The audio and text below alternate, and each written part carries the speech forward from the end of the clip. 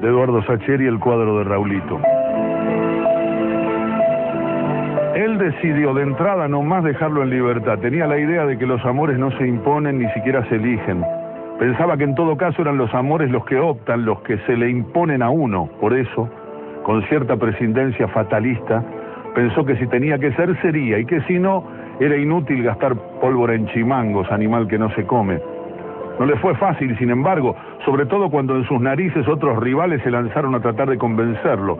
Le costó sobreponerse y aceptar sonriendo a tíos, primos, cuñados, amigos y vecinos, tentándolo al Raulito, ofreciéndole camisetas y pelotas y gorritos a cambio de promesas de fidelidad a sus propios cuadros. Tampoco dijo nada cuando sorprendió a más de uno de esos buitres futboleros, enseñándole al chico los cantitos de la cancha, instruyéndolo subrepticiamente en las rivalidades históricas, ensalzando las hipotéticas virtudes de los unos y vilipendiando las supuestas taras infames de los otros.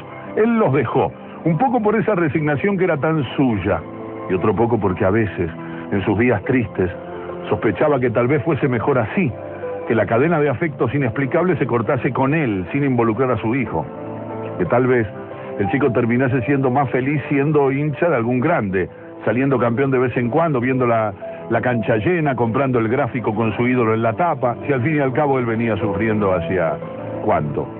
Más de 20 años desde aquel campeonato. Sí, y después la debacle. Hasta el descenso había tenido que sufrir, hasta el descenso, y a la vuelta la desilusión grande del 94, justo en la última fecha, será de Dios, en la última fecha, si faltaba tan poquito, un empate y listo, pero ni siquiera. Por eso seguramente aceptó con entereza que Raulito, desde los 9, más o menos, empezase a decir que era de River, como el tío Hugo, aunque en el fondo más recóndito de su ser él sintiese sinceros deseos de pasar al tío Hugo lenta y dulcemente por la picadora de carne y la máquina de hacer chorizos. Es que, a solas con uno mismo, en el resto de los días, sabía que todo era grupo. Sí, era todo grupo, que le hubiese encantado que Raulito saliese de los suyos, de Huracán, que ahora que ya tenía 13 y ahora que era todo un hombrecito, habría sido lindo ir juntos a la cancha, a la tarde tempranito en el tren y el 118, bajando por Jujuy, hablando de bueyes perdidos, mirando el partido de tercera acodados en el escalón de arriba, dejando pasar la vida. Pero igual no cambiaba la idea, no señor, que si tenía que ser que fuese, y si no, no, igual, y por si acaso cultivó su propia planta de leyendas mentirosas como para mantener viva su esperanza. Y aunque le daba un poco de vergüenza comparar al equipo del 73 con la selección del 86, igual seguía adelante, envalentonado en su propia pirotecnia falaz, enternecido en la admiración dibujada en los ojos del Raulito. Esa tarde, la inolvidable, la definitiva, empezó como todas, con el mate y la radio en la mesita de hierro del patio. El padre decidió prevenirlo de entrada. Mirá, Raulito, que hoy juegan contra nosotros. El hijo lo miró con curiosidad. ¿Y qué problema hay, pa? El padre, feliz en la sencillez del chico, terminó sonriendo. Tenés razón, Raulito, ¿qué problema hay? A los 20 minutos, penal para River. El chico lo miró al padre como dudando. Él lo tranquilizó a pesar de decir, gritalo tranquilo, Raulito, eso sí. Si después hay un gol nuestro, no te enojes si yo lo grito. No, papá, si no me enojo. Le aclaró muy serio. Después gritó el gol, pero no mucho. Fue un grito breve, un poco tímido. El padre lo palmeó. No seas tonto, Raúl. Gritalo todo lo que quieras. Así está bien, pa, fue toda su respuesta. Al rato vino el 2-0 para River. Y ahí el chico lo miró primero y después dio un par de aplausos. Y eso fue todo. Che, ¿qué clase de hincha sos vos? ¿Así te enseñó tu tío Hugo a gritar los goles de River? No, pa, él los grita como loco, como vos los grita. Y entonces grita tranquilo, hijo. Y después añadió con un guiño. Ojo que en el segundo tiempo capaz que grito yo, ¿eh? Se sentía en paz, dueño de una felicidad sencilla y robusta. Casi ni se acordaba de que iban perdiendo. Empezaba a pensar que tal vez no fuese tan terrible que su hijo fuese de River. A lo mejor iban a poder ir a la cancha igual, turnándose un domingo cada uno, si el programa de partidos ayudaba. El segundo tiempo siguió por el sendero de la tragedia. Un contraataque 3-0 para River. El pibe ni siquiera hizo un gesto cuando el relator vociferó la novedad voz en cuello. Che, Raulito, ¿estás dormido vos? El padre lo palmeó con afecto. No, papi, zarandeaba las piernas cruzadas debajo del asiento y tenía los dedos cruzados en el regazo, como cuando pensaba en cosas complicadas. Después aventuró. No sé, me da un poco de lástima. El padre se rió con ganas. Déjate de jorobar, Raúl, y disfrutalo. Total, un partido más, uno menos. Aparte, cuidado, pibe. Mirá que a lo mejor todavía se lo empatamos. Para colmo y como dándole la razón al ratito, vino el 3-1, el descuento de Huracán. El padre lanzó un gritito contenido, tenso, como el que habrán dado los jugadores, saludándose apenas entre ellos y disputándole la pelota a un arquero con ganas de enfriar la cosa y corriendo hacia el medio campo para ganar tiempo. El hijo lo miró sin tristeza. Cuando sus ojos se cruzaron, ambos sonrieron. Te dije, pibe, ojo con nosotros, mirá que somos bravos.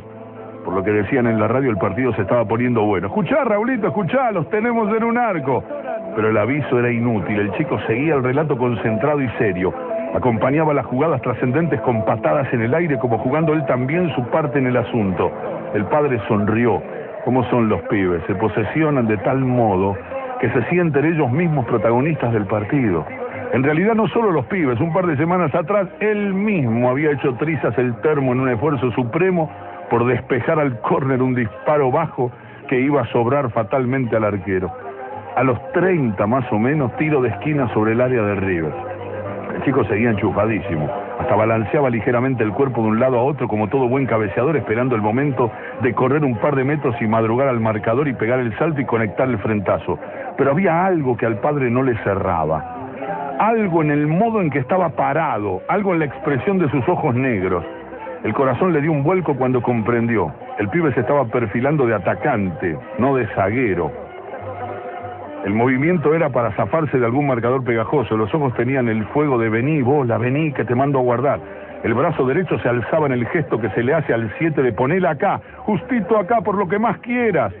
El relato se suspendió en una nota aguda, una de esas notas que se alargan, que perduran en el aire, mientras el relator decide si tiene que gritar o decir que pasó cerca. Igual no hizo falta porque la hinchada detrás de ese arco lo gritó primero, y el relator en todo caso se encaramó después a ese alarido. El padre lo gritó con ganas, entusiasmado. 3-1 es una cosa, pero 3-2 es otra bien distinta, y entonces tuvo que interrumpirse de golpe en sus divagaciones porque a sus pies, al costado de la mesita, de rodillas, de cara al cielo, gritando como si lo estuviesen degollando, con los brazos extendidos y las palmas abiertas, mezclando los chillidos de su voz de nene y los ronquidos incipientes de su madurez en ciernes, estaba el pibe, gritando el gol de Huracán. El pibe ya sin vueltas, ya sin chance alguna de retorno, ya inoculado para siempre con el veneno dulce del amor perpetuo, ya ajeno para siempre a cualquier otra camiseta, más allá de cualquier dolor y de todas las glorias, dando al cielo el primer alarido franco de su vida. El padre se lo quedó mirando impávido, hasta que el pibe se quedó sin voz y volvió a sentarse. Tuvo miedo de pronunciar palabra, como si cualquier cosa que dijese conllevara el riesgo de destruir ese hechizo de Pompeya. El pibe igual no lo miraba, estaba ciego a cualquier cosa que no fuese esa cancha, ese arco de sus desdichas, ese reloj fugaz y traicionero, ese relato interminable de centros llovidos al ar y despejes agónicos. Sobre todo, el padre pensó después, porque en ese momento, agobiado en la constatación de su pequeño milagro íntimo, apenas le quedaba tiempo de mirarlo al pibe, de comérselo con los ojos, de grabárselo para siempre en el recoveco más recóndito de su alma. En eso estaba cuando ya en el descuento River jugó mal la ley del offside y el 9 de Huracán se escapa con pelota dominada. El relato radial se trepó de nuevo a uno de esos agudos oraculares. El pibe se puso de pie, incapaz ya de tolerar la tensión de la jugada. Con el rugido de la hinchada de fondo, padre e hijo contuvieron el aliento, con el alma pendiendo de ese 9 que entraba al área a liquidar el pleito que punteaba la pelota por encima del arquero buscando el segundo palo. El relato se cortó de pronto y cuando continuó ya lo hizo en un tono menor para explicar lo inexplicable. La pelota besando el travesaño y yendo a morir al techo de la red, ya inútil, ya sin sentido, ya con el árbitro pitando el final. El padre se volvió a mirarlo. El chico estaba rojo de la bronca, con los ojos abiertos de tan incrédulos y con los puños apretados de impotencia. Pensó primero en decir algo, como para tratar de mitigar ese dolor en carne viva, pero lo disuadió la certeza de que era mejor así, porque así eran siempre las cosas, y las cosas no podían estar mal, si así eran siempre. Los labios del chico se torcieron en una mueca y por fin se lanzó en un llanto desbocado. Ya era grande, lo suficiente como para querer llorar a solas, Por eso se levantó de pronto y corrió hasta su pieza. El padre escuchó el portazo y no necesitó verlo para saberlo derrumbado sobre su cama, confuso, dolido, ignorante, con qué deber hacer uno con el dolor y con la rabia. El padre lo supo llorando a mares y se regocijó con esas lágrimas, porque uno puede decir que es de muchos cuadros. Uno puede cambiar de idea varias veces, sobre todo si abundan los tíos y los primos grandes dispuestos a comprar pelotas o camisetas. Con eso la fidelidad de un corazón novato. Pero una vez que uno llora por un equipo, por un cuadro, la cosa está terminada. No hay vuelta, no hay caso. De la alegría se puede volver, tal vez, pero no de las lágrimas. Porque cuando uno sufre por su cuadro tiene un agujero inentendible en las entrañas y no se lo llena nada. O mejor dicho, solo se lo llena con una cosa, con ganar el domingo que viene, de manera que, asunto concluido, la suerte estaba echada. Nosotros acá, el resto enfrente, algunos más amigos, otros menos, pero de este lado nosotros, los de acá, los que no tenemos en común tal vez victoria alguna, pero que compartimos las lágrimas de un montón de derrotas. Cuando su mujer salió al patio extrañada de que su marido siguiese al sereno en el atardecer frío del otoño, lo encontró llorando a él también, pero unas lágrimas gordas, densas, de esas que abren surcos pegajosos en su camino, de esas que uno llora cuando está demasiado feliz como para sencillamente reírse. ¿Se puede saber qué les pasa?, preguntó la mujer confundida. Él la miró sin preocuparse siquiera de ocultar sus lágrimas. Hace rato que el Raulito entró a su pieza y dio un portazo.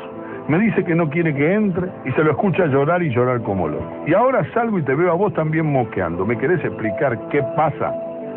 El hombre la consideró con benevolencia. ¿Qué otra cosa podía hacer? Intentar explicarle cómo. Se conformó con mirarla mientras seguía sintiendo el fluir del tiempo en el gotero de cristal de ese momento indestructible. Seguro, mirá, ¿sabés lo que pienso? Que le ganaron a River y vos lo cargaste al pibe. Seguro que te la agarraste con el nene, ¿no? Ella lo miraba con gesto de severo reproche. Semejante grandulo, ¿no te da vergüenza? No, Graciela, no le hice nada. Si River ganó 3-2.